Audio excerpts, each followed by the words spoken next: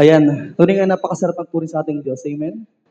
Lagi ko pong sinasabi yun kasi kapag nasa gawain ako, doon ko lang nakakalimutan yung mga problema. Amen mo ba? Kasi pag nasa gawain tayo, ang iniisip lang natin, magpuri at sumamba sa ating Diyos. Kaya naman sa pagkakataong ito, tayo patuloy na mag-alay ng pananambahan sa ating Panginoon. Sige po. Hallelujah.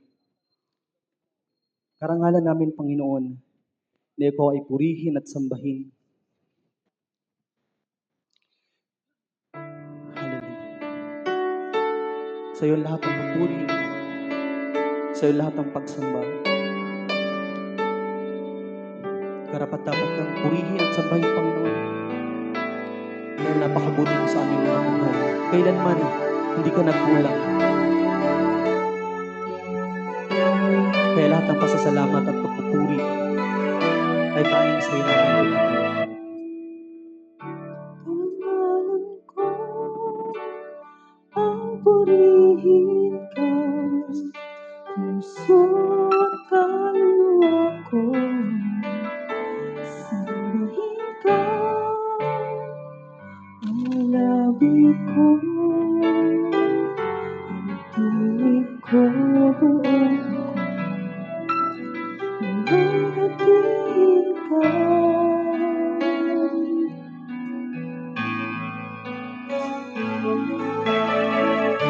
Sa iyong presensya, buhay ko'y sapat na.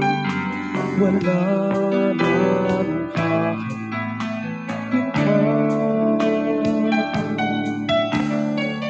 Kalapitan mo ang tanging hangad ko. Naisip ng puso ko. Purihin ka,